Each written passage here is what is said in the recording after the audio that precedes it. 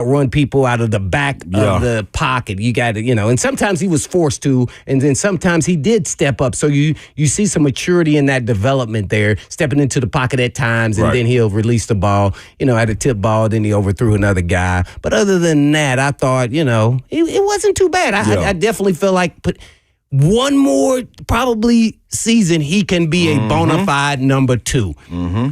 So I appreciate that, all the work that it took to get to there, and in different schemes and systems with different coaches. Right. So with different coaching styles, too, by the way. So I thought that was something you can kind of lean into and grow on. Jaquan Jackson continues to shine. NWI, this is NWI time, He's a bona fide, depth piece that proven he can, even be out there with the starters at times. So I really like what he did. I thought, speaking of UT, I think Mr. Small, I know he got nicked up, is past Haskins. And I think him and Chestnut are better players, at least as running backs. I agree.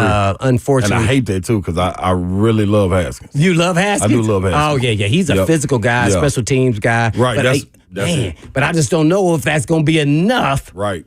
To keep him, I think Chestnut's a better power back than him, and that's crazy to say. Sacred Heart is better than Michigan, right? Isn't that crazy? Right, that ain't supposed to happen. No, that when is you go not Power supposed to 5 happen. mid-major, that's not supposed to happen. Absolutely, as you know. So offensively, I thought there was some different things. They did, but I want to put some more points. Naturally, the kicker. I know a lot of people talking about the kicker. I know that's what you was trying to do on the side, be a kicker for your hustle game. He wouldn't do it. The extension. The extension. The warm-ups when you had to go over the hurdles. I used to have to do that 2 or 3 times and then go underneath it. Oh, yeah. And do the little duck joint. Yeah, I ain't got time for that. That was too much. Straight up bend the knees. I thought that was impressive. 59. Then they even showed him in warm-ups that he did do 60-something from warm-up. I was like, well, no rush, naturally, of course, when they were messing around over there with just him and the T and, no rushers, no linemen out there either for the offensive side. So I thought that was kind of interesting. Does it bring into question, what do you do with, do you let your veteran kicker go or not? It brings up conversation, but I think Coach Callahan kind of miffed all of that and put it out the window. So, but it was really good to see. And then, let's see if he can do it consistently. Let's see him do it another game. Yes. So that was huge. Defensively, I thought the linebackers, Reese and Chance Campbell once again stood out. Thought in the secondary, Avery gave up the TD naturally, but I thought Brownlee made a couple snafus out there. Yeah. And he was at one time. I really wanted you to lean in on the secondary so to see what you thought about him as well. Yeah, I was looking really at the corners, and I didn't like what they did. A little of it is just kind of you get greedy and your eyes get in the wrong spots. You're trying too hard to make a play instead of just do what the defense gives you and what that's been called. A good example of this, I think they were in 3 wides and they had 2 on his side, and it was cover 3 really. Once they ran back, you could really see. The outside guy ran a hitch. He stuttered, but remember, he lined up on that guy, but he got deep third. So your eyes supposed to immediately, is what I teach in high school, always in cover 3, 2 guys on your side, read number 2. Okay. Immediately. All you should be thinking, because your greed is going to make you look at that number 1, because he's the guy lined up in front of you. Right. Ignore him. He ran a hitch, and then number 2 ran a vertical seam. You're supposed to be over the top of it. He hesitated because it looked like he was going to throw to the outside guy. He was trying to get green. I'm going to go get this pick. And then meanwhile, he throws to your guy, and then you missed the tackle. Then now it's a huge gain. That cannot happen. That's supposed to be a bang, bang. I knocked this dude in his back, and he's going to have some ribs hurt if he catches this ball. And he don't even see you. Right. So, just little stuff like that. I think they ran a seam slant on him, too, on another one. But those are the 2 plays that he's got to try to make a play on the ball or tackle as soon as the guy catches it. So, those are some plays I thought could be better. But other than that, all in all, you win a preseason game, it's always cool. But solid performance, man. And I thought the crowd was jacked up and loud again. Back to back. Yeah, back to back. So you're right about that. So I thought that was really unique in itself. But, some battles. The linebacker depth inside with Gray we haven't seen, the draft pick, right? Right. So where does that put Chance and Gibby with Murray and Reese? I'm just interested to see where we go. I don't want to get too jacked up, but they made some mistakes too, but not glaring. You can see that they didn't make the same mistake twice. Right. And that's what you like to see out of a young player who hasn't played a lot in this league. So, I was super excited about it. I want to ask you also going forward, man, about the trenches.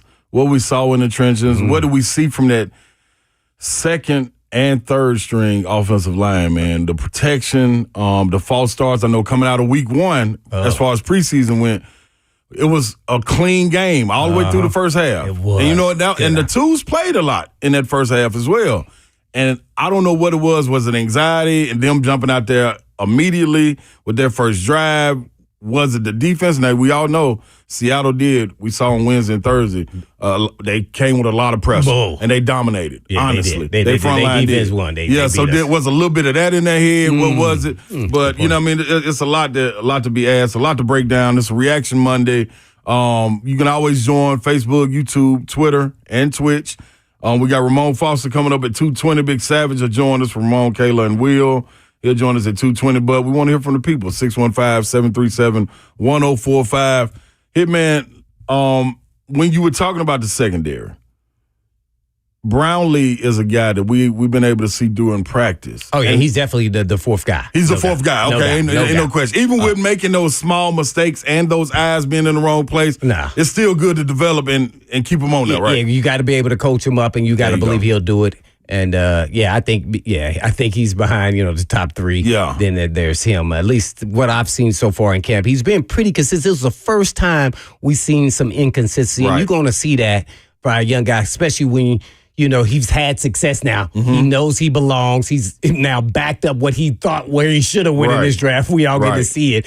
And so I think that's good coaching moments there. For not only just for him, but for everybody though. So yeah, it was cool. Now we can touch on the offensive line, man, a little bit there. You know what? I was a little disappointed. I'm gonna have to say that. Come on, man. Now you preach. And the guys out there, and I'm gonna start with Mr. Duncan. Yeah. He looks like I'm gonna say this, and I usually don't say it. He just looks like there's no sense of urgency. I was about to just say lazy looking, but that's how it looks. I don't want to say that like that. Yeah, you don't want dog him. Right. Because it's just like there is no sense of the big, strong as he looks. I'm like, I want him just to be nasty and get after people. There were guys running around. He missed blocks. He did a couple good things here or there, but not enough to make me feel nice and cozy. Like, if something happened to one of our tackles, no. I don't feel that way. Yeah. I feel like we probably need to sign a swing guy, potentially a veteran guy that gets released maybe for cap. You signing for that $3 million, $5 million, whatever it may be.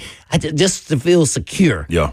Because and then there was times also they did a good job blocking, not just him, but everybody, because they had time back there. So, but the false start. And I wonder if change of cadence and get in the game, did Willis even do anything to contribute to that? Right. But it goes on them, no doubt about it. Yep. I thought Rupchek, I was expecting more from him since he had been rotating with Dylan Radins. I didn't see what I thought. Well, oh man, he's gonna. Yeah. No, I didn't see that. I thought he was just an okay player. Right. Brunskill did Brunskill type things. I think he's a utility guy in this league, and I think they got that right. Unfortunately, I'm sure he wanted a chance to be a starter, but I think he doesn't fit O-line Coach Callahan's what he wants out of his guards and his guys with some meat on them and the power guys. That's kind of where I was at. The other guy, it reminds me of, what's his name? How you pronounce his last name? Big OJ. Yeah. Oh, we're going to call him OJ. Watch he said Juice, OJ. I'm about to get you. He looks just like how Ron Slay would look out there. No, his legs. Yeah, that's what I'm talking about. His legs. It's his legs. His legs. This is how they moving real fast, he too. Has boy, basketball legs, he definitely got some athleticism, but I'm like, whoa, his legs, man, they slim. Are they bigger than bananas or sapphire? What you call them? Oh, my gosh. You're right. I was like, oh, man, because you could really see when he false started. He got up out of there, boy. I was like, whoa, he moving. They're going to take him 5 yards back. So, it's be interesting to see if he makes the roster. I think he's got an outside shot, but he's probably practice squad. Okay. Another one, Kinsey, too. We're going to go on the side real quick. Kinsey only played outside mostly. And that's kind of weird. That's 2 games in a row. So I'm wondering that's more saying that he's more of a practical guy. I don't think he's an outside guy in this league. So that was kind of interesting too. But yeah, all in all, I'm going to give him B minus, Okay. just to be nice, because it's preseason. And I was out. That is nice. B minus. I really want to give him a C, but You graded him a curve this right, time. a curve. It's preseason. These guys are trying to make their way in the league. They're learning how the NFL is. So yeah, I'm gonna give him a B minus. That's what I'm really giving it to Malik Willis. Right. Like everybody kind of is down on him a little bit, I think, and some people are a little more critical. But we've all seen him from beginning to where he is today. To where he wasn't supposed to be in. Right. Yeah. And so I really, man, he getting real close. Rudolph is just a seasoned veteran. He's got just too much experience than Malik to pass him at this point in time. But he did show there was times you go, okay, I could see this possibly being a thing here in another year with a little more development under our coaching. Agreed on that, man. We got our guy Joe Hunk behind the glass. What up, Hunk? Sup? We want to get your grade too, man. We're going to get it on the other side. We're going to take a break real quick. Understand that the number is 615-737-1045. We want to hear your grades, your critiques, whatever you took away from preseason game number 2. This right here is the ride along with Blaine Bishop, the hit man.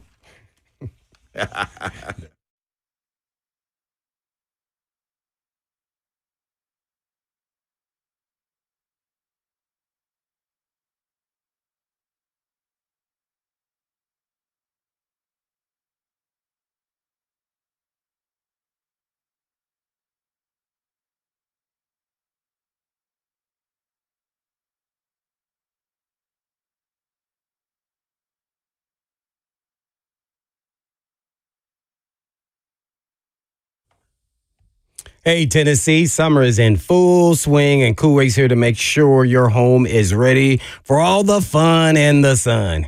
And we've got some sizzling deals that will keep you comfortable and worry-free all season long. So ensure your family stays hydrated and healthy with free water quality testing, because nothing beats a refreshing drink of pure water on a hot summer day.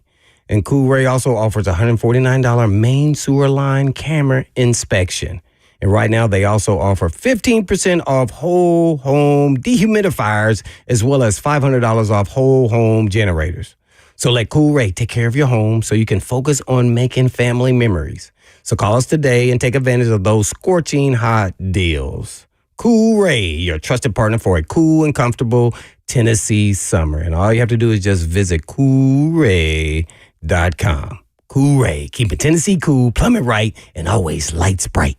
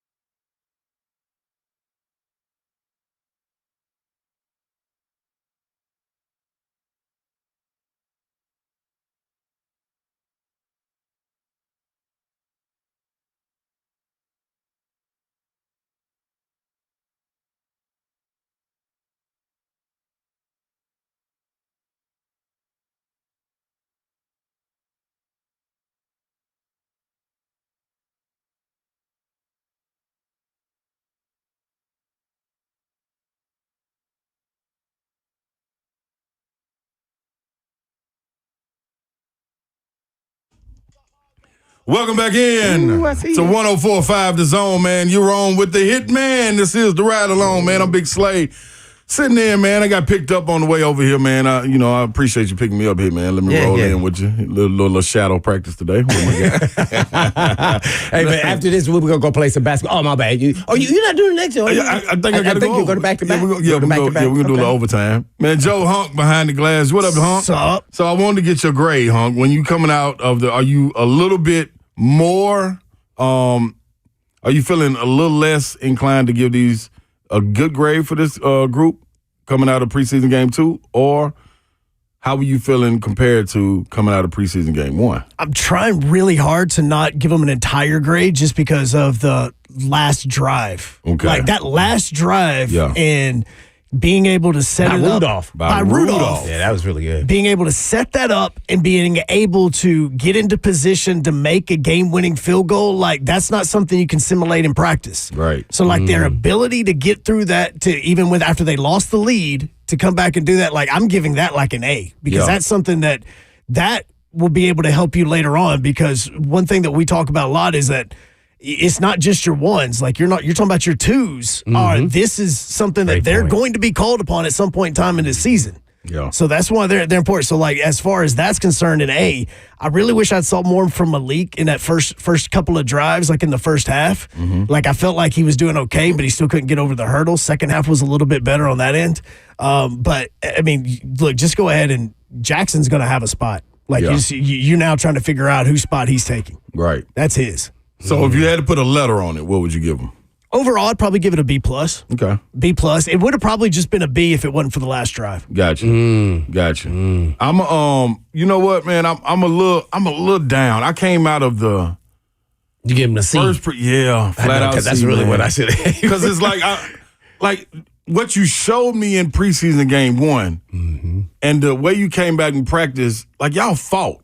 You know what I'm saying? Like it was some individual matchups in the joint practice with Seattle that I scratched my head a little bit about, but I had to understand with Latham getting beat the way he did sometime, those are the rookie ebbs and flows of it, and it's supposed to happen. But as a unit, y'all was solid, but you were going against a defense, veterans that know how to get it off, and they also had a little extra motivation, I think, to show Quandre Diggs and Jamal Adams while y'all watching. Let us show you how we can get out too. It is the same defense you left. That same mentality that the Legion of Boom mentality is embedded in those guys still, because Pete Carroll just walked away. So I feel it's a little bit different right there. Kind of like, hey man, when y'all left, it was still lingering. Yeah. You know, around like the Titans defense they brought still. some leaders in, you know what I'm saying? So how about Bullock? Yeah, so I was expecting them to be able to try to get some get back and the offsides things and. Yeah, the penalties, that was a little sloppy there. I'm not going to lie. That's a coach thing, too. Right. I'm sure they are pissed off about that. Absolutely. And I thought should have been some holes opened up for the running backs. It was a lot of running in the back of guys. You know, I really didn't like that. So I'm going to give them a C for that. But a guy I wanted to ask you about, too, here, man. And for everybody that maybe missed the game, we talking about the pass, and Mason Rudolph was 10 for 17, 125 yards, 1 sack, but a touchdown. Malik Willis was 12 for 16, 116 yards, 2 sacks, 1 interception. Outside of that, when you look at the receivers, Jaquan Jackson. Ooh! Jaquan Jackson. Like this. So we both, I believe, like where were you drafted here, man? I was 214. 214. I was somewhere around where he was, huh? Okay, yeah, okay. So you know what it is when you kind of look over. Yeah, you know what I'm saying? You got to go earn your keep. Yeah, no doubt. Every day. Every day. Okay, so hit on that. Jaquan Jackson, you've been watching him since coming into this. OTAs, saw how he went about it, coming into training camp, see how that's carrying over to the game. What's your thoughts on him as far as this dog mentality? Yeah, well, one thing about it, you could tell he keeps grinding. So when I see him each and every practice, you see him getting better because he's gaining confidence. I think after the first preseason game, when I really started, it elevated him. And we've all been there when you're that rookie, then you start having a little bit of success, and then you start realizing, I do belong. Now, reinforcing what you thought in your head, now as an athlete, I know I belong here. Now you're getting actions, and it's all about that action, boss. So I thought he starts showing up as a receiver. I remember he caught a slant versus the Seahawks and took it to the house. I mean, like he turned on to another gear. It reminded me, and I wanted to just, stop this. Yeah. Derek Mason, when he was a young player, when he was that big returner all-purpose, he starts saying, he catches full swing, and then next you know he's weaving through people and gone. Mm-hmm. Yeah. So that started happening in practice because he wasn't showing. Him and the other Jackson as well start showing up as receivers. Unfortunately, Kier's got nicked up on the knee or something. Yeah. So, so I think he's already solidified his spot on the roster, more so not just as a returner, though, that he could be a depth piece that can contribute on game day. So right now, I would say after NWI, I think you got to say it's him. I mean, it'll be interesting where Kenzie Phillips and Kier's Jackson fall in this whole deal, and how many receivers they actually keep, how many tight ends. Yes. Oh, by the way, let me bring that up too. My man Robinson, who I've been talking about all preseason, that I like my crush, right, Huck? Oh, he did really well. Athletic.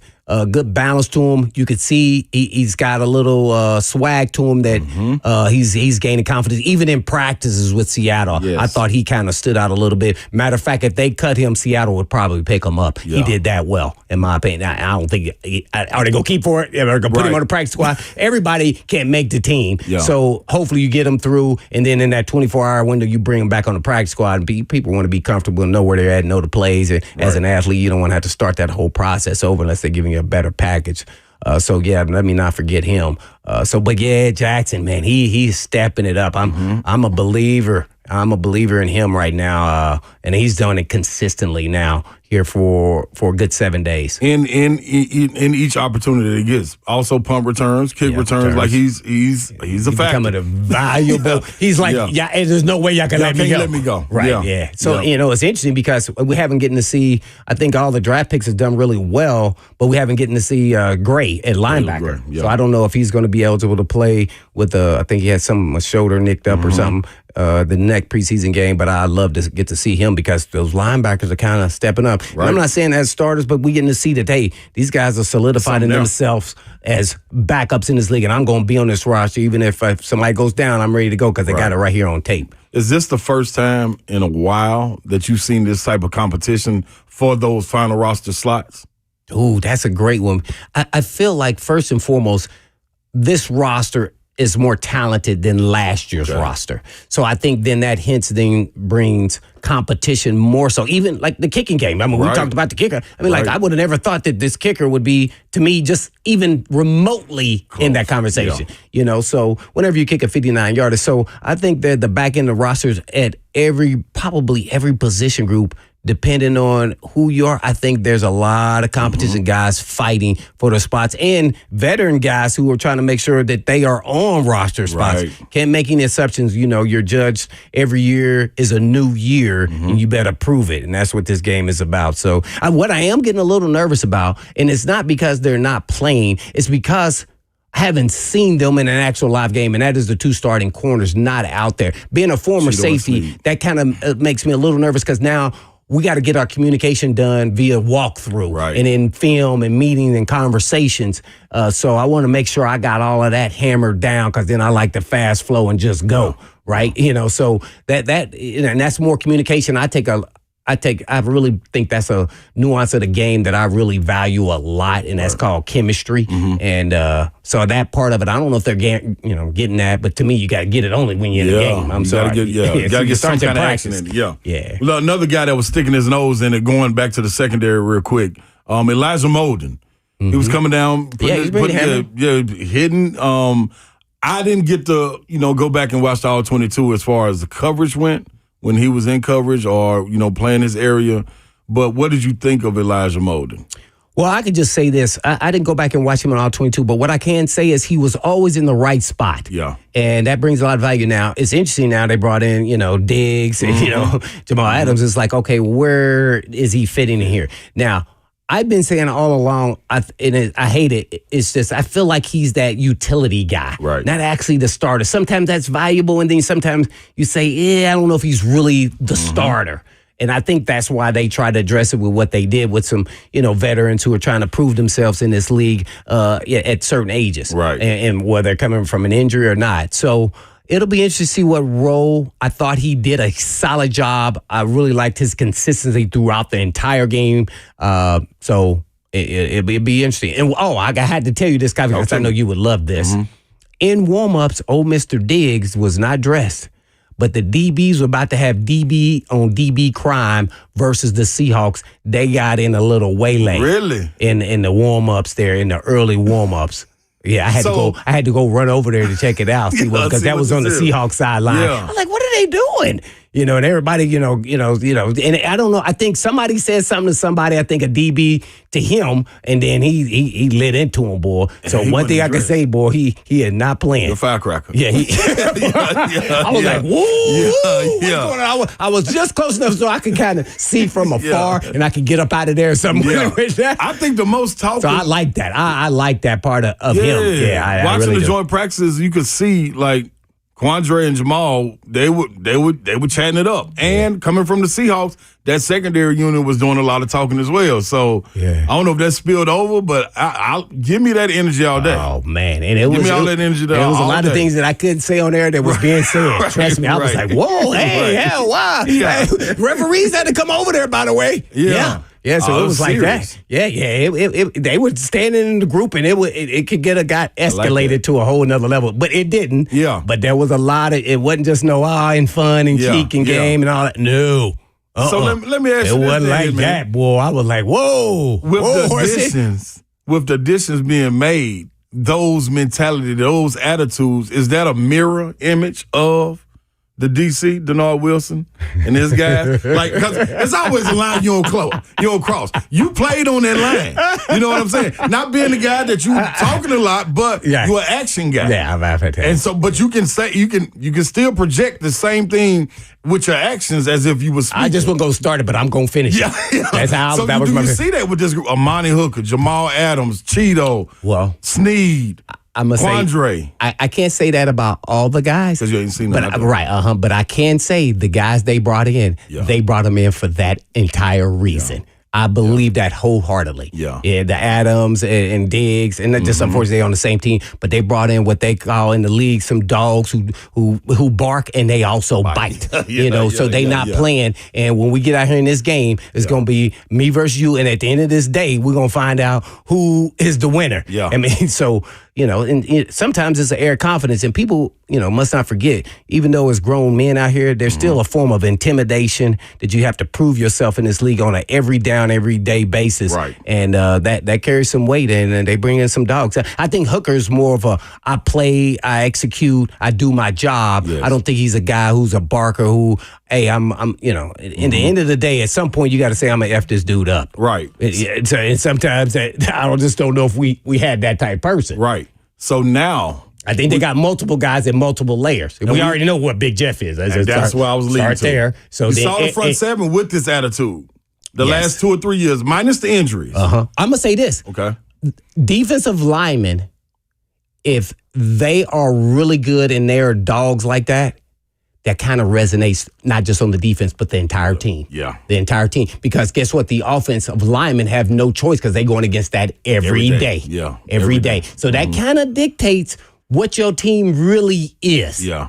Yeah. And the entire team. Like that a lot. Joe Hunk, man, let me ask you, Hunk, putting you in on this conversation. What was your takeaway with what we're talking about? You were able to see the joint practices. Did you see a little bit of lead over from the joint practices to this game and them be able to capitalize without seeing the guys like Quandre Diggs, Jamal Adams, who played in the joint practices, but these guys like Brownlee, Judy Lally, all these guys, Elijah Molden that were out there. Ooh, what did you see from those guys? Oh, I love the fact that they're aggressive. Like Blaine's talking about seeing that I'm going to mess you up type of mentality. This team has not had that for 3 or 4 years. That is something that definitely, in the moment you start to gain that, then you start to not just put it into like the opponent that you're going up against.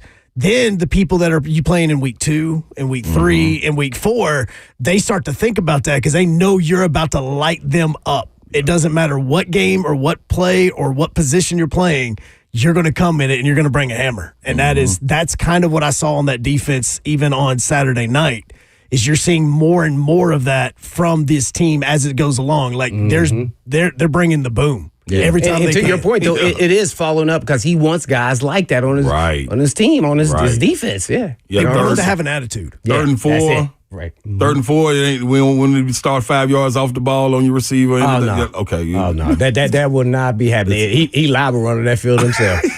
I'm just saying, That's man. open door. I think that if that conversation happens, it's better because, hey, man, I can't be matching up with Metcalf, man. I'd rather just let him catch tackle than him run by me or jump over me. Yeah. So that maybe is matchups, but they're not going to be doing that consistently on a regular basis in no game, man. Okay. I don't see any of that, man. I got to say, I love Wilson in that. He reminds me so much of the way that I was coached and his staff members. I have to say that right off the cuff. When they hired him, I felt like I was listening to Greg Williams speak on a daily basis. He's a little more refined. Right. Greg Williams was saying a little The language. Yeah, it was a little different, but the context of where he's coming from is all the same. Right. And and basically Stevie J at the end of his career, the safeties coach was my backup, and then he kind of was coaching me during my later years there, my last year 7, 8, 9, and really just getting me lit for practice in the game. Telling me I couldn't even hit nobody. So he was that like kind of guy. He knew how to light the wick. Yeah, he did. He did, and he's that kind of guy. And then Frank Bush, when I was a rookie, was the defensive quality control. We talking about back in the mid '90s, back with the Oilers. And he was a draft player and a real good player until he had a huge neck injury. Okay. Before I got there. And so that's what prompted him into coaching. So all those dudes do that, and they work on fundamentally being sound. Yeah. All these guys got talent that's out there. Yeah. So now it's now try to get them to be in the right place, right time, and be consistent and keep stacking consistency so you build that trust with those coaches. Yeah. And then now naturally when you make a mistake, you be like, all right, let's just get it back. Hey, just keep doing your job. Things happen. I done got toasted by T.O. and everybody else too. Right. Just wasn't that many. Yeah. Count on your hand. Yeah, exactly. Hey, man, listen, man. The Titans received some saving grace news, man. And we want to share that with you in case you just been up under a rock or something and didn't know about this, especially when we're hitting on this front seven. This is 104.5 The Zone.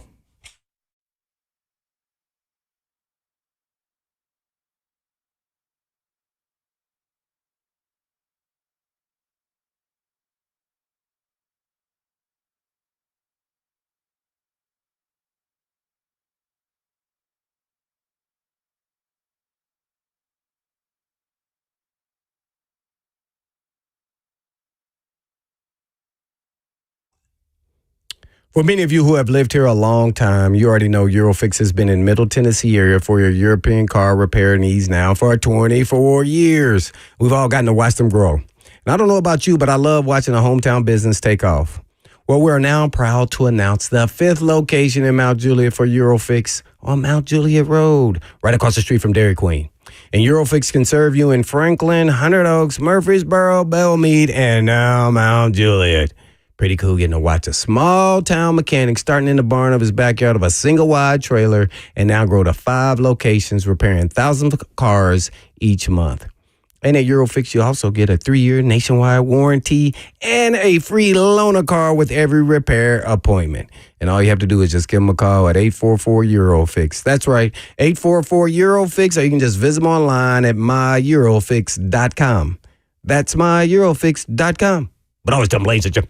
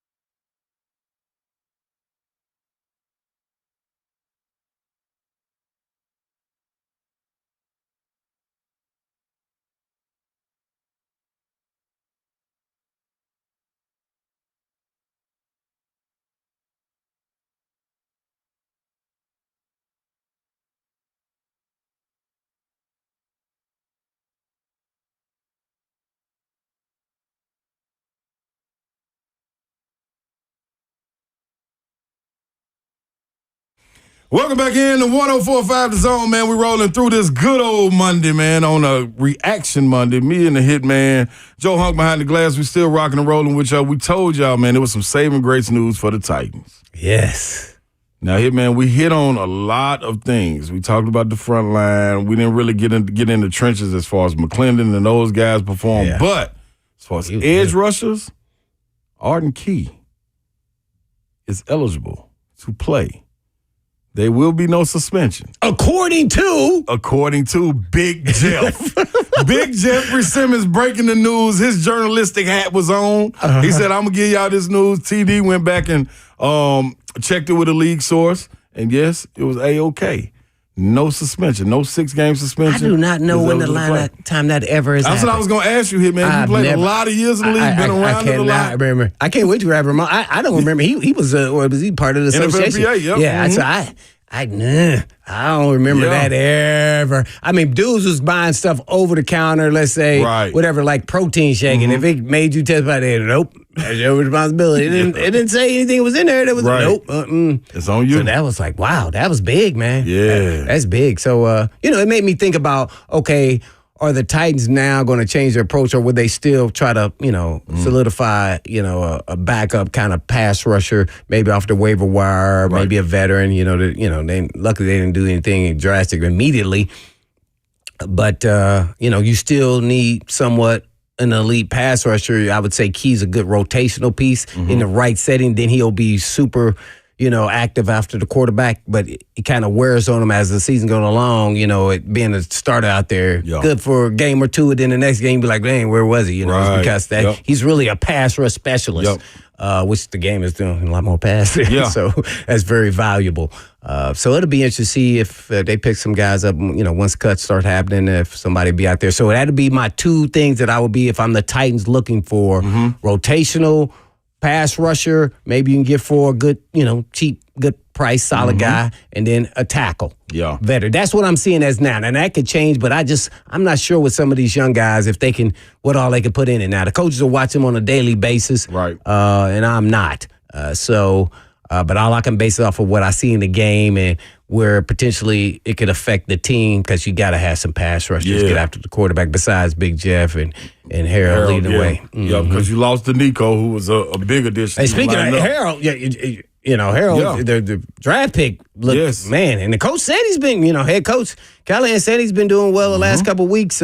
Boy, he showed up. Did he get 2 sacks or 1 sack? Got 2 sacks. Jalen Harold, that's right. Michigan guy. Yeah, Michigan guy. He did really well there. I didn't know he would be this good at this point. I wasn't sure how good he would be, because he was kind of what we were talking about earlier, kind of tweener with size. Yep. And then, but he kind of has got a little bit of what Coach Mack would call the motorcycle lean. And he's got a couple pass rush moves more than I expected. I thought he was a real good guy that get after the quarterback, but also was kind of that hustle guy. Motor. He had a motor, right? Yep. He wouldn't slow down. He was always moving.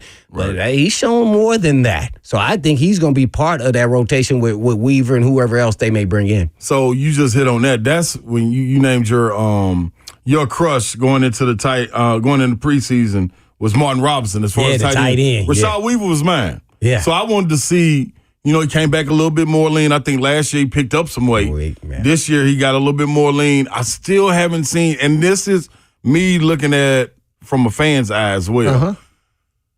I haven't seen their productivity, but I can't say that I'm in the film room and watching.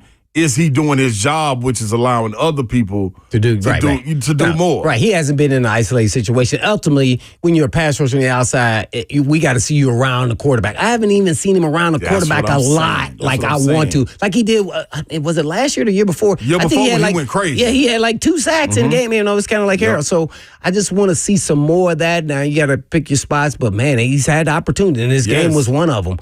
To show out a little bit, and unfortunately, he didn't get a chance to really showcase none of that. So I'm interested to see where he's at. I'm sure he was doing his job and everything else. Sometimes I saw him dropping in coverage too, as well as Harold too. Right. They was dropping too, so in disguise. So those passers, you need more opportunity. But I got to see some up and under, some humps. I got to see some rip I just hadn't seen it. And I'm not saying I'm zooming in on him, by the way, either. Right. I think that's what you're saying. But it's been too. nothing to be able to stand out where you had to rewind and be like, oh, let me see how he even got there. Right. Yeah. I haven't seen it either. Yeah, I want to see that from him. I remember last year when Harold was coming back, I remember that was the coaches was speaking about him, and they were like, man, a lot of it is can't rush. Big Jeff as well. You can't rush and try to go get the sack. Don't focus on the sack. Focus on doing your job, and all of a sudden it's going to happen. You know what I'm saying? So hopefully that's what it is. Me, I love Rashad Weaver. I think, man, a good dude. He brings something to the game. It's impactful when he is being productive out there, and I want to see him be able to, especially when we're talking about being able to go get another rusher. Yeah. So where is Shane Ray? I didn't even. I know he didn't play, but I mean, I'm interested. Like, okay, can he be an impactful pass rusher? Right. And that role is somewhat similar as Keys, but not at every down. That's right. So that'll be interesting to watch, see what they believe in by their actions, what the team does. Yeah, man. So that Arden Key news comes down. Where do you see the Titans right now? Are you a little bit more? You take a deeper breath now that's happened and exhale, or is it still something like you feel like it's something missing just because we haven't seen them together as a unit? But with Arden Key not missing 6 games, we're in a much better position. That's huge. Yeah. I mean, he's he's a guy opposite Landry, so you got to say he's an impactful player on this team. And man, that's exciting news. I mean, I'll be clicking my heels right now if I'm like, oh yes, at least we know what we got now. Right. We don't have to do anything drastic. Right. I still believe they're gonna.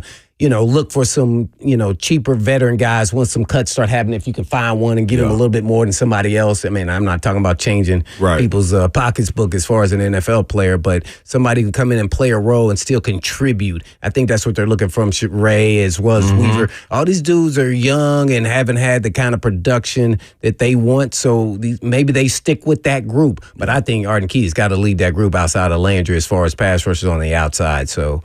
Yeah, that is big. I mean, that's like a crater right there, man. You know what? Because that's 6 weeks. You know what I mean? Man, that's a lot. And then he come back, he not playing. So when you suspended, you're not even over there. Yeah. So he loses out on just having rust. Yeah, coming back after a couple games. You know. So then you're like, oh man, this is it's not good. We halfway through the season. Right. Right. We saw what MPF was. I was just going to say that. He wasn't even the same player. Yep. He looked like, I don't know if he's a starter this league. Yeah. What? And then look at him now because he's been able to get into a routine and callous his body. Look like a right tackle. Yeah, he does. He looks like, okay, well, this is what we got. Okay, he looks like he the real deal. Right. We'll come back, man. 615-737-1045. We want to get you to weigh in. Facebook, YouTube, Twitter, and Twitch. You can lean in on the show, man. We want to hear your thoughts. What is your grade coming out of preseason game 2? We got more to hit on. Big Savage will be coming up at 2:20. But before we get there, we want to hear what you think about the Titans. This is 104.5 The Zone.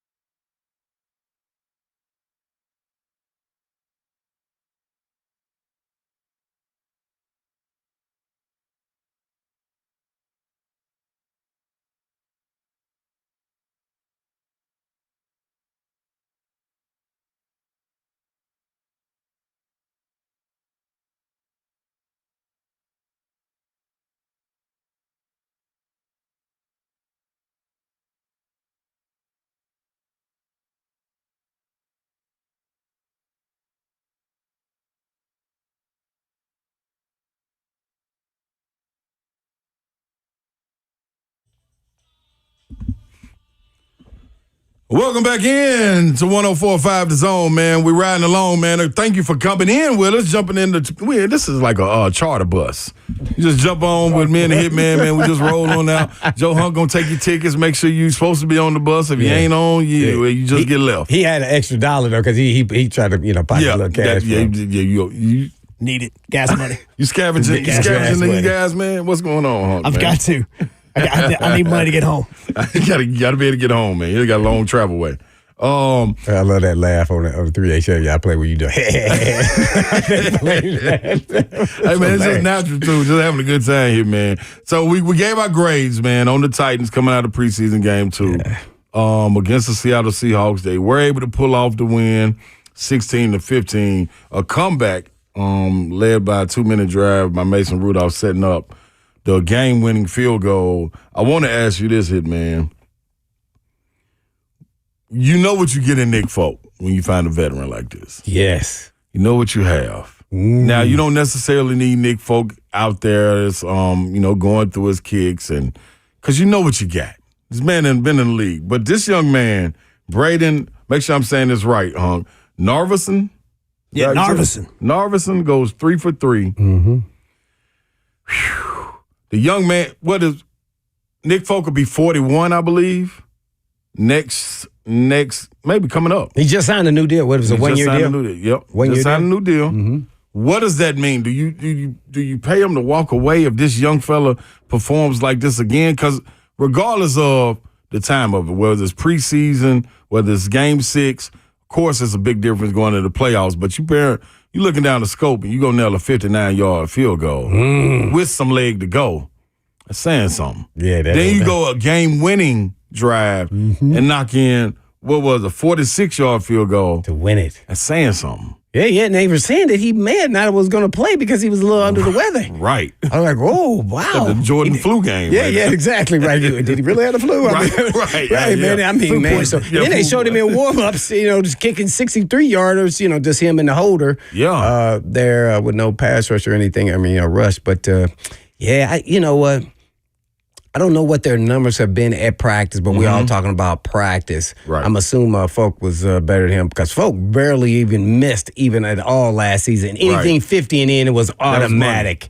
It was automatic. So with that being said, me being a coach, I would lean towards the veteran guy. We just signed him, so we probably gave him some form of a signing bonus, even though it was a 1 year deal.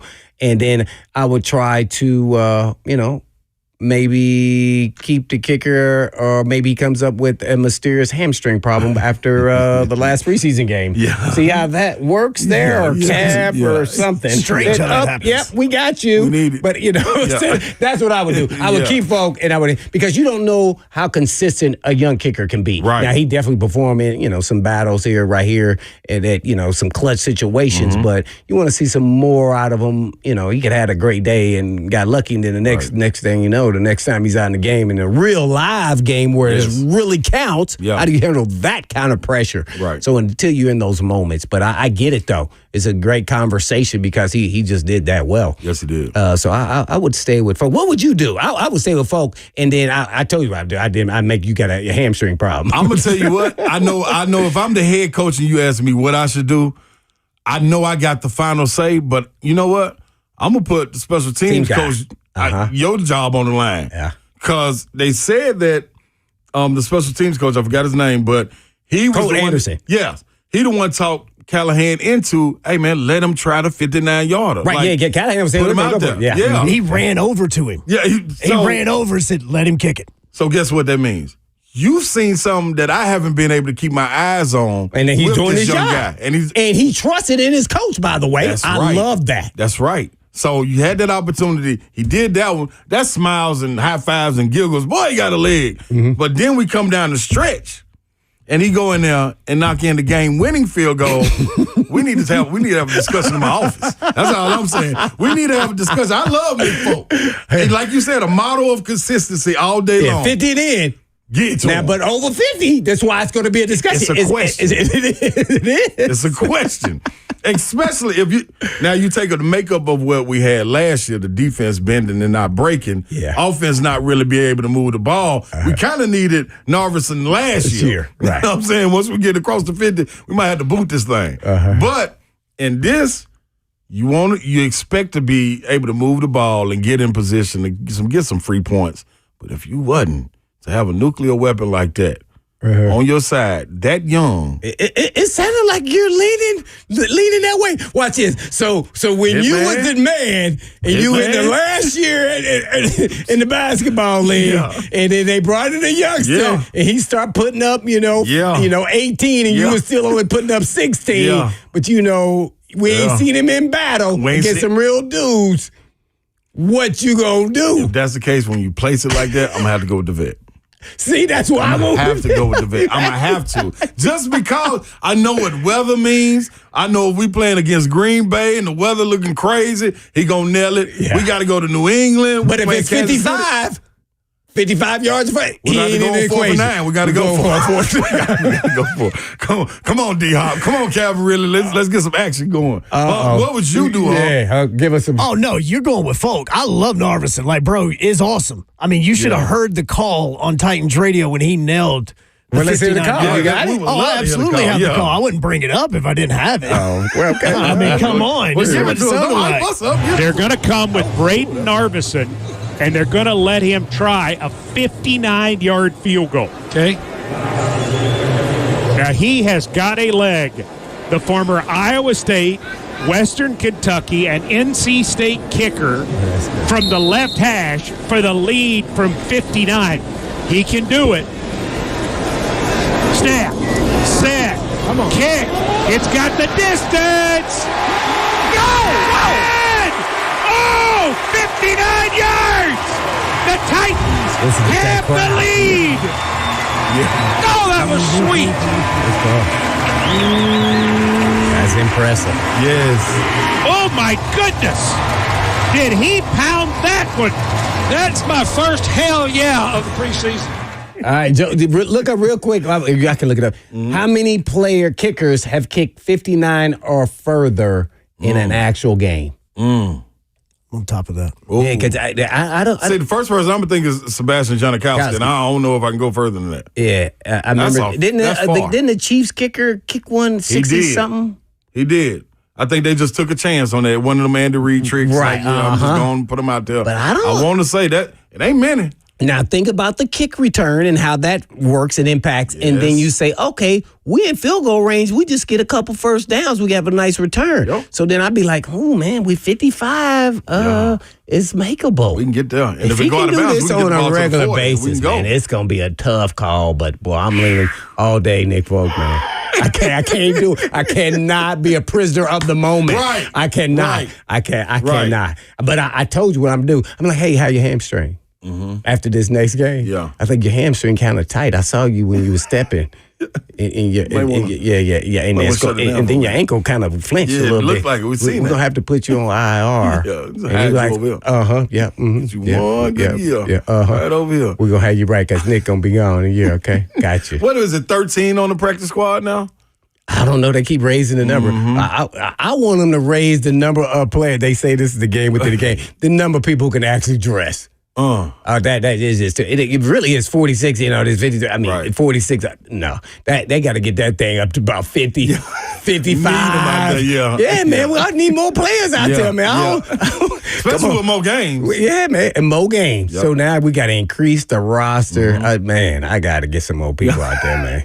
Okay, come on, they can't do that, man. Did you find that hunk? You find that? Somebody said 63 was the record. I think it's the record, but I'm asking how many people have kicked done that in game. Yeah, I know that was preseason, but still in a game like that. Okay, all right. First of all, rookie. It took me a minute because there's various records, and if you talk about the playoffs and the Super Bowl, 59 yards would be the record. If you were talking about that field goal being made in the playoff or the Super Bowl, that would be the record.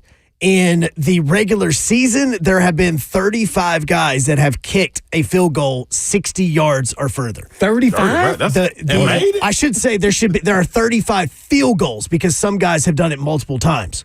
Wow. But there is 35 field goals that have been kicked.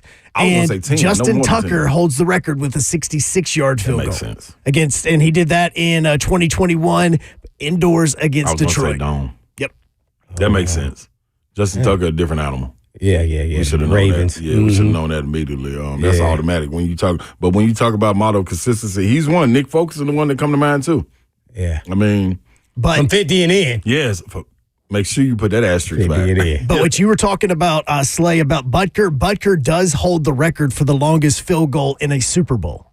What is his? It was 57 yards, and that's what happened this year. Oh, that just happened. What's crazy is Jake Moody, who also kicked in that game, is also number 2 now because he made a 55-yarder right as well. So he has a 55-yarder, kicked it this year, and Butker has a 57-yarder that he kicked this year. That's the longest in the Super Bowl. Based off of last season and his career, Nick Folk, do you trust him for 55? Because that's the number. That's where all these special team guys and these kicking coaches, like if he can consistently get that number up, and maybe we just didn't see him kick 55 more often or 54, in that range, because they just never did, or did just not kick him because they didn't feel like comfortable with him. 41 years old. That means he got that grown man strength. He's 39. He'll be 40 in November. Oh, he's 39. Do you know how many he made last year that was 50 plus? How many? He made 5 of 6. I was going to say 5. Not bad. That's not bad. See? So you're starting to look into the numbers and you're going, I think we all right. Career-wise, he is 41 of 64 from 50 plus. Did he get greater later? What percentage is that? You got to get that with me, man. 41 of 64.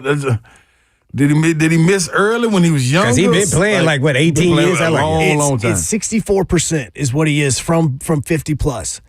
And honestly, it's only like a couple of field goals here and there. Like in 2014, he was 3 of 6. But before that, he was 3 of 3, 4 of 3, 5 of 2, 2 of 1, 2 of 2. So there isn't a trend when it comes to his leg. So he wasn't put in that position a lot either. No, against for New England in 2021, he was 5 of 8 from 50. Mm-hmm. Well, not much the weather played in that, but yeah. Good point. Yeah, it's going to be. I think they got something to think about. His longest field goal ever was 55 yards. He's done that twice, both for the Jets in 14 and 15. Yeah, so once like you said, once we get over 50, everybody starts scratching their head. You want to go for it? Because they never got these numbers. I don't know if we should do that. It ain't as promising. Yeah, it's not as promising. And then, so how often are you kicking 55? That's right. Or how often are you kicking 45? That's right. Depends on if you're the Jets or not. Well, the Jets. Well, oh my. Well, we'll have them in week 2, so we'll see. We'll see it up close and personal, man. We'll get to see Big Savagery up close and personal on the phone. That is when we get back, we'll get to break down the offensive line, what he picked away from this game. Standing on the sideline with Titans Radio, Ramon Foster will join us next. Ramon, Kayla, and Will. This is 104.5 The Zone with the Hitman.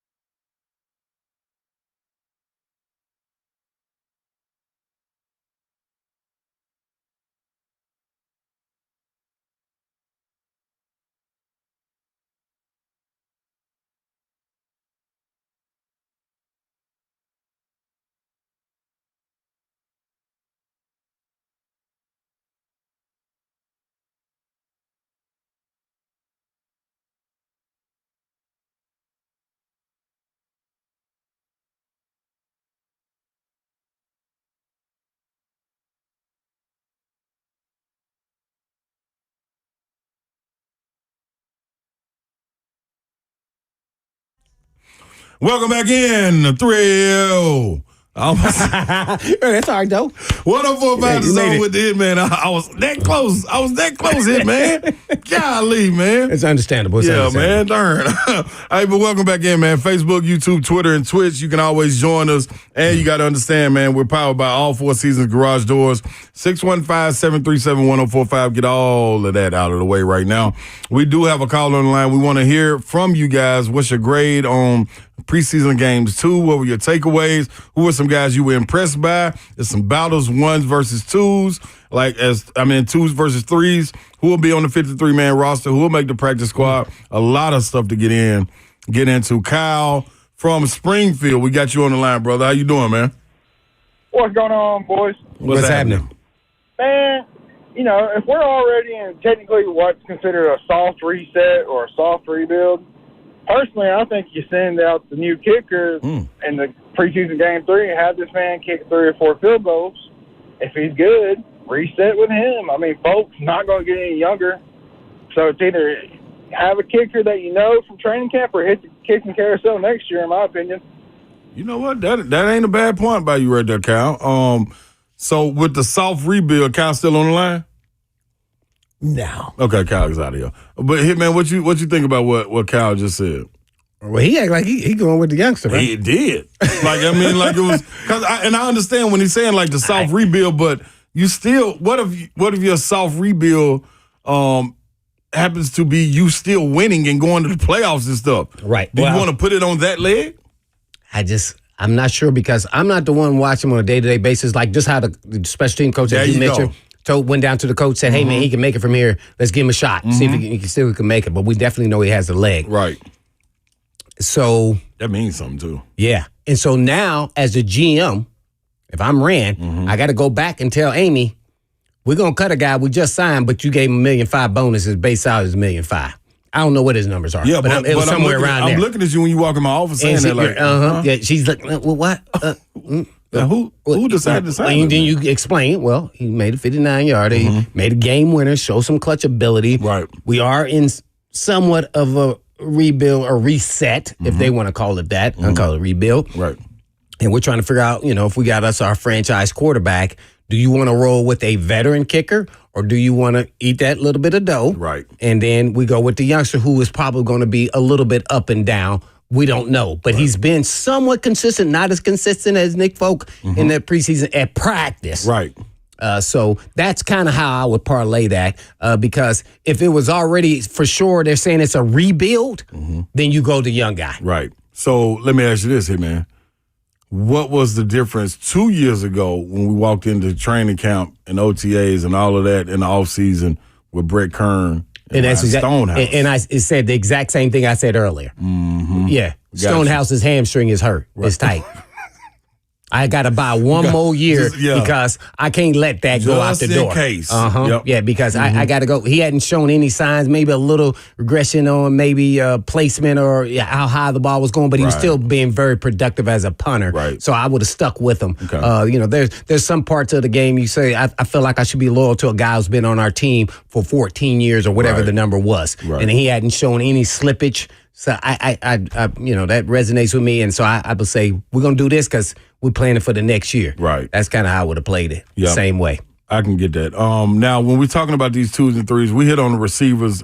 When you talk about the top 5, Calvin Ridley, D-Hop, Tyler Boyd, NWI, Traylon Burks, 6 is where you get to it. And you get to that number, and there's a cause to pause because of the output and the production that you've gotten from Jaquan Jackson and another guy that we didn't get to bring up. I know you're going to say Oliver? Bryce Oliver. Yeah. Yep. I think he's guaranteed. him? No, I think you guarantee probably going to have to cut him and bring him back on the practice squad. Okay. It's just the numbers are going to get to a point where you're going to have to make some tough decisions. I think that's what's going to happen with him. Right. It may even happen with Haskins. Yeah. It's because, I feel like Small and Chestnut, to this point in games, I feel like outperformed them on offense. Now, I don't know the value of how well he did on special teams, but they're saying he's played better than them on special teams.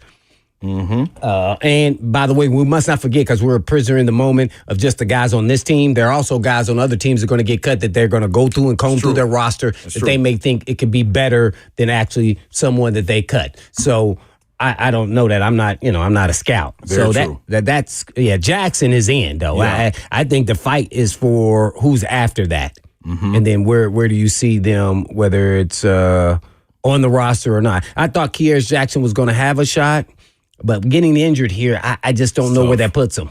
I don't know. It's maybe like some bone bruise or something. We all know, we play sports, your bone bruise on your knee is tough. That thing can be slow played and it can go real slow, or it can be you right back. You absolutely right. It's one of those, funny deals that if it catch you in the right spot, you're like, inward, outside, inside the knee, all that. Yeah, you're absolutely right. So,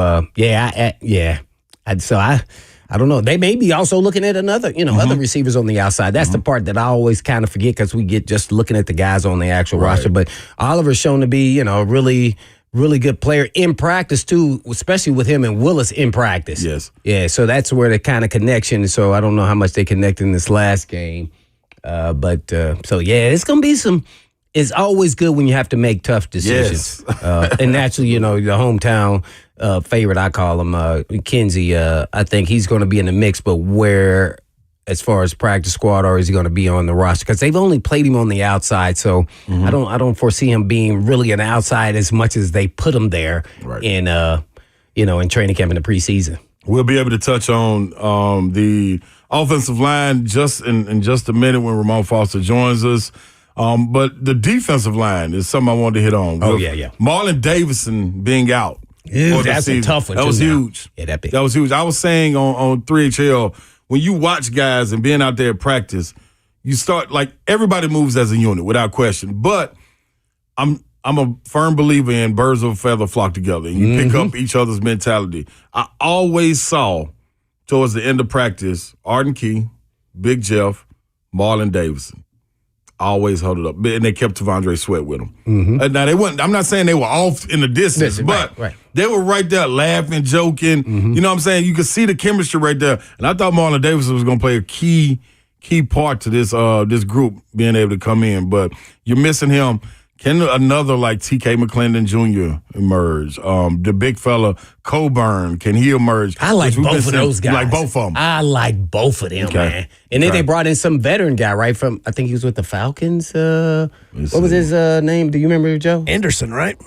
I know the other big fella, Isaiah Iden. Yeah, I just kind of noticed him in the game. He looked like he was. He was. I never noticed him at practice. No, but I did notice him in the game. Yeah, he looked like I'm big. Yeah. You better get out of my way. From Rutgers.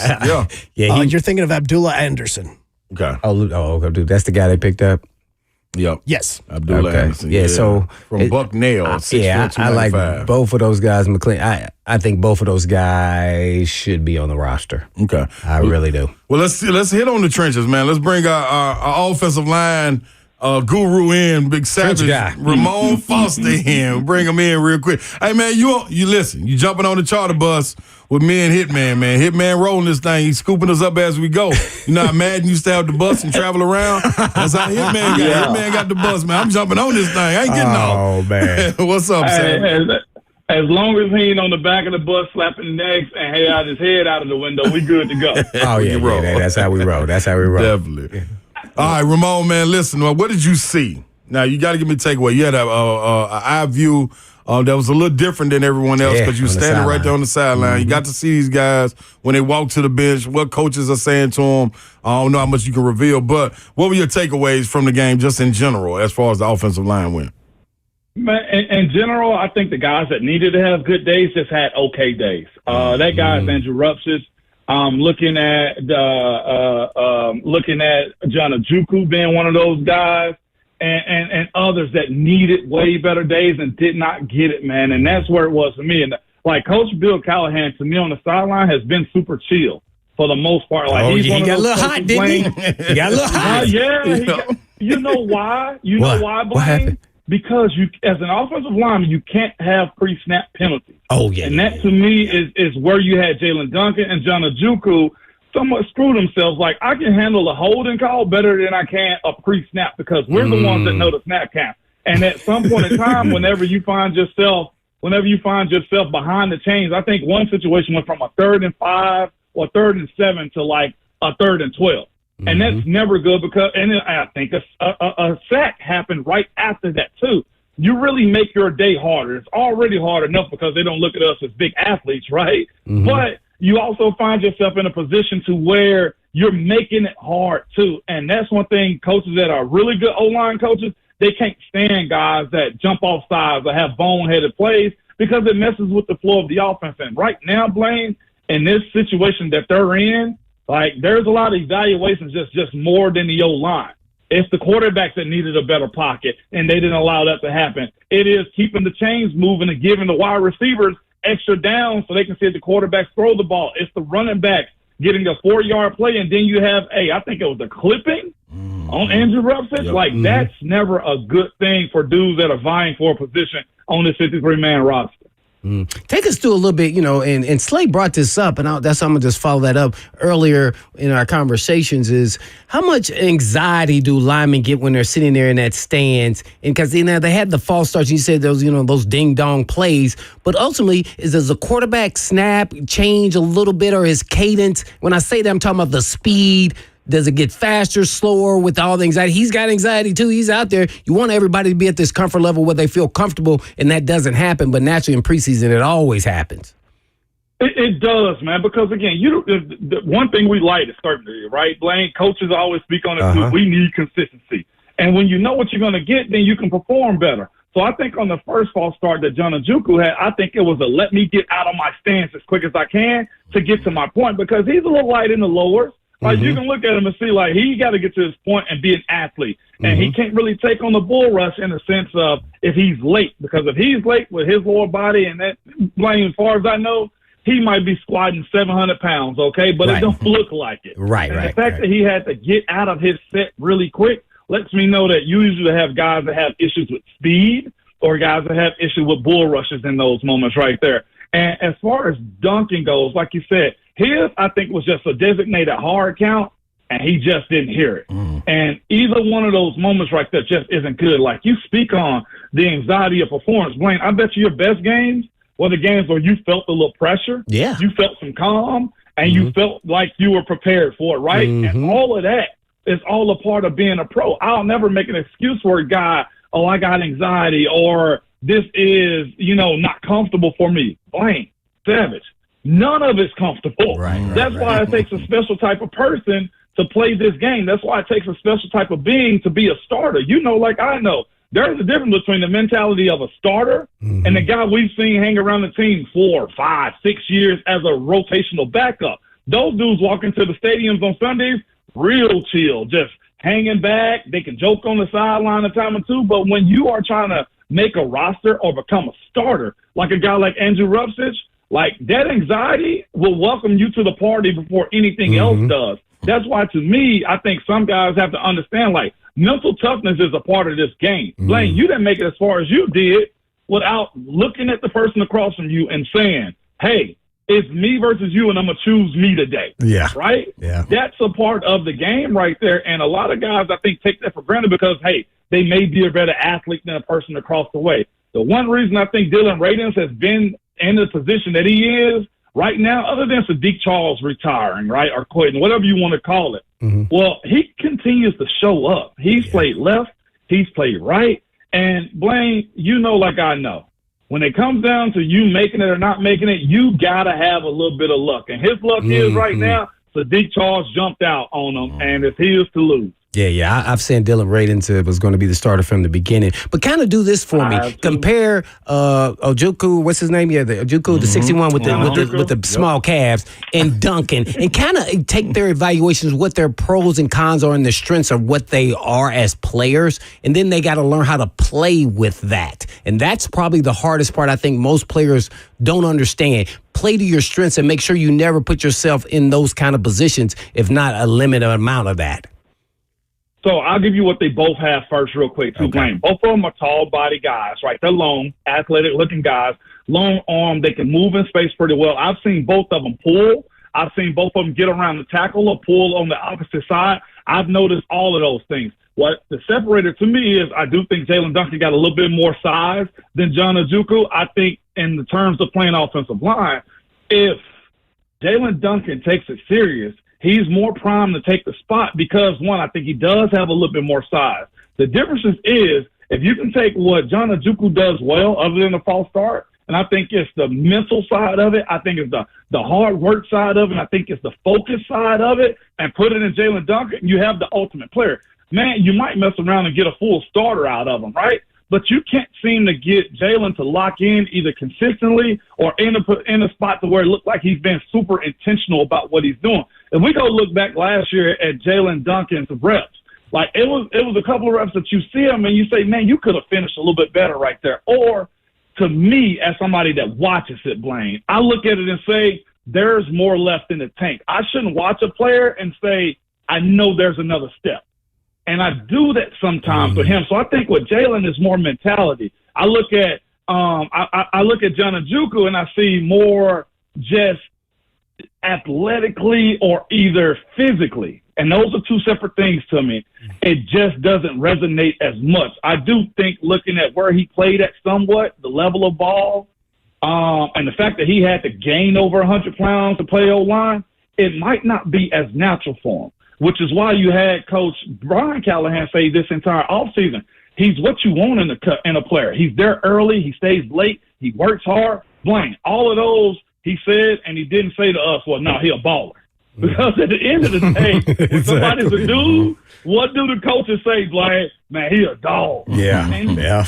You see what I'm saying? Like, I think he's still learning. But I ain't out on him. It's just that he may have to either be a swing tight end or he may end up being a practice squad development guy again. And ain't nothing wrong with that. He still have a job. But in your other life, I got to ask you this one more question. In your other life, Ramon, you were going to be a kicker. What kicker would you keep on this roster if the season started today? Big Savage over there. I think he's waffling. You know, he's wilding on that teeter, man. I don't know, man. Just because I made it as a vet, I had to pick the vet. Help him out. Help him out. Keep the powder dry. Hey, I'm trying to. You know, like I know, man, when it comes down to you making those 50-plus yarders in today's NFL, I feel like almost every team has one of those dudes. True. But we've all seen those specialists, those kickers, right, do well and during the preseason or in practice. And when them lights, those real lights come on, Blaine, they are different animals. I think you look at Nick Folk and say, I'm tried and true in a stadium with a guy like him. But you also love the youth and the leg of what's his name? Golly, what is Narveson. Narveson. See, you got to do something to make me remember him, Blaine. You I know, man. I need to have to look down at the sheet, right? Yeah, Braden Narveson. In today's NFL, it's going to be hard to keep him, though, because I think they keep 17 on the practice squad. So because of that, some team's going to snatch him, but they're going to have to put him on the active roster. It's best for him to stay in Nashville because he's seen that coaches will believe in him. It just made the process more muddier. Simply because of dollars and cents. I think Nick Folk still has the edge. Yeah. Can they say that, like, you know, put him on IR and say his hamstring is injured? Well, I learned that from Belichick. I mean, that's what I was just going to say. We've seen them hide players before. Let's not act like they don't have a method in doing it now. Yeah, so there you have it. Yeah. Hey, you. Big Savage, man, we appreciate you, man. Educating us there, man. Grade, real quick on your way out, man. Grade for this O-line coming out of preseason game 2, second string and third string. Second string, got to be a C. Pre-snaps, man, I think 5 of the 9 penalties or 5 of the 8 penalties came from the O-line. Not many, like 3 sacks, giving up sacks is circumstantial. But I think they hurt drives. And it sucks being an O-line in this moment because if you play bad, then nobody else really gets an opportunity. And you also set yourself up for failure because in those third and long situations, like, you know, they're pinning their ears back and nobody want to do anything but hit the backup quarterback and make a team. That's right. Dang. All right, man. There you go. Ramon Foster, real easy, man, coming off the sidelines, man. Get you a good break, brother. Appreciate you. All right. Well, now I'm about to head to practice. Get it back in then. All right. Appreciate it. Ramon Foster from Ramon, Kayla, and Will joining us and Titans Radio. Follow him at Ramon Foster. Appreciate him coming in. Now, we got to give away here, man. We got to get this away, man. Dirks Bentley at Bridgestone Arena. Right now, for your chance to win, you got to call in to get tickets to see Dirks Bentley at Bridgestone Arena on September 7th. The number is 617. That's not the number. The number is 615-737-1045. Be calling number 5 now.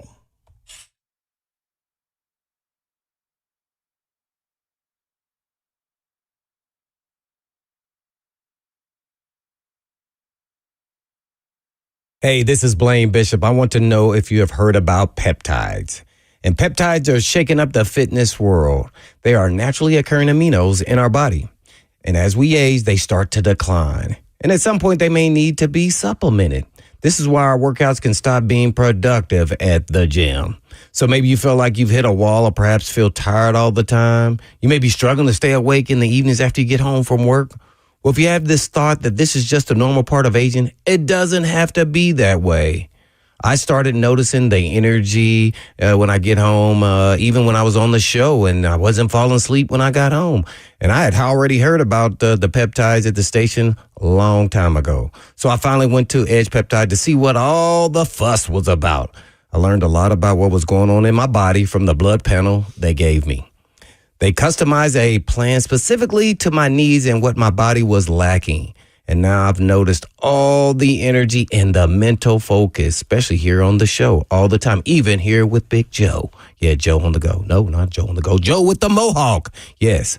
So when you go to Edge, you will know exactly what is going on inside of your body and what it needs to get back to peak performance. So feel better from the inside out. So go to edgepeptide.com. Yes, that's edgepeptide.com, or you can just give them a call at 615-724-1878. That's 724-1878.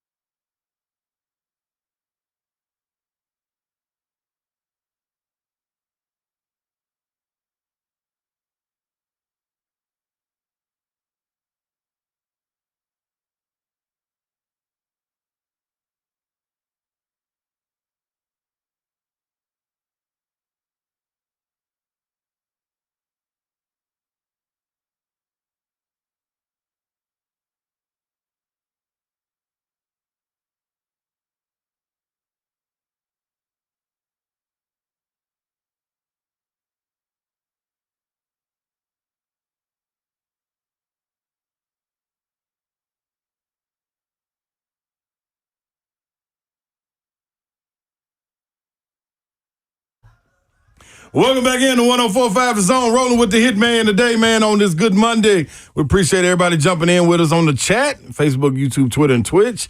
Great times are being had, 615-737-1045. Hope you got them Dierks Bentley tickets. Hope you called in. Hope you're going to have a great time on September the 7th. But if you're on the phone line, we're coming to you. David's on the line. Dave, you want to talk about Mason Rudolph? Let us have it. Yeah, I had a comment. How you doing, gentlemen? What's going on, bro? Not much. What do y'all think about this scenario? Say Will Levis get hurt. Mason Rudolph come in, take over, and he shine. Now, he end up taking the starting job, and he leave Will Levis laying on the sideline, dipping his fingers in the mayo jar. What do y'all think about that? Well, that's easy to actually really say. I want to know the context of was Levis playing horrible before he got taken out or because of an injury? That's why, so, yeah. If he's hot and gets a hot hand and your quarterback gets hurt, the starter, I kind of like to roll with the hot hand a little as long as I possibly and then make sure I'm then buying more time for my injured quarterback or in really any position. Especially the quarterback, and then you just gradually ease him back in because if he goes back in there and then he's not ready to go, he's got some rust to take off, then now he's looking like it's a bad decision even on my part as a coach. So I just don't know if I see Mason Rudolph as the guy. I would have to say Levis has to play horrible. I mean, horrible over an entire game. For that even to be a possibility, I just don't see that. Yeah, what do you think? Yeah, I don't want that to even be. I don't even be part of the discussion. If we get to that point, we in trouble. We big trouble. We're gonna be top 5 pick. Yeah, exactly. Because you got to have a QB to be able to lead you there, and that's what you expect, especially making all the additions that you did, offensively and defensively, and going to get a guy like Cushenberry. Like this is supposed to be a matrimony made to carry you out for some years now. Yeah. And if that don't happen, then we got trouble. We're talking about quarterbacks, though, man, and you look around the league right now this weekend, coming off of the Atlanta Falcons and Baltimore Ravens. Baltimore picked up the win 13-12. The two quarterbacks that played for Atlanta, Taylor Heineke and John Paddock. No sign of their draft pick, Michael Penix Jr. playing. Okay, understand. Coach Morris said we're going to sit him. We've seen enough. Week 3's coming up, preseason game 3. He's already come out and said we're not playing Michael Penix Jr. So who is playing? And what are they playing for him, man? That's what I would love to know. Have you seen enough out of Michael Penix? Because they have. You saw I have not been watching the Falcons like that, but I did see some highlights of Penix. I did too. And he looked good, and time he was out there, I guess, from the highlights, but I just don't know the situation where they are with Cousins and even the backup players. But that shows that they have somewhat confidence in what they've seen from him, not only from games and the limited role he did, but in practice as well. You got Cousins coming off of an Achilles tear, and I don't know how comfortable they are with where he's at as far as him, they feel really good about, I think he can hold up. It's going to be fine. It's no big deal. Or do they say, man, we continue to treat him, but he's practicing, but, is it still kind of lingering? Right. So I don't know all those things, but it sounded weird just to hear that from a rookie quarterback. Or are they, I can go any other direction. I can say, oh, man, maybe they're afraid he may get injured. I don't know because he did have an injury history. Yep. Yeah, so I don't know. But that sounded very odd to me just from the surface, not paying attention to what they got going on in that market in Atlanta. But he did perform. Yeah. Number 8 pick. He won preseason game. Shut him down. Do you expect him to play in the season? Do they know something that we don't know about Kirk Cousins? That's what I'm saying. It's coming off that Achilles. And I think Kirk Cousins, he's like with some coaching staff on the offense, almost like he knows the offense just as well as them. That's right. This is it's a weird deal here. I'm a little perplexed in this one. I don't think I have the answer for you. We appreciate you even going down that road. Yeah. We got another caller. Who we got on the line, huh? Yeah, send out to Nashville and Trent. Trent, what's going on, man? You got it. Hey, so I just want to talk about Will Levis. So first off, I'm a Vols fan, diehard Vols fan. Go Vols. So when we drafted him, I really didn't like that anyways, man. I was with you. I was with you. But he kind of grew on me now, and so what I want to say is, I really think Will Levis, I think he's going to succeed, man. I think he's got a high potential And as long as he can keep developing like he's been doing, I think we got our quarterback. Yeah, I'm hoping so too. With the right coaching staff and the right offense, I think we're on the right track. We just got to now see it live and in action in a regular season game, and then consistency. I'm agreeing with you, man. I'm agreeing with him on that. I need him to be the guy, if nothing else. As a fan, I need him to be the guy. You know what I'm saying? I need to see that Pittsburgh performance on the road, that Miami Dolphins performance, Atlanta Falcons. Get some consistency of that. But, man, it's been a great show, man. Appreciate you letting me ride with you. We'll be back at this thing tomorrow, too, here, man. Oh, okay. Yeah, man. Joe Hunk, do you mind me jumping in with the sleigh ride or something? I can't do that. I can't do that. I just want to be on it one time. I didn't know you never asked me to be on it. I'm in the boom room. That's what I'm going to do. Oh, okay, we'll do the mind boom going in there? I go in there. We're going to boom, boom. Because when the hitman comes in, that's why it's called a hitman. I bring boom. I love it, man. We appreciate y'all joining us, man. Join us tomorrow. 3HL coming up next. In the meantime. And in between time. Peace.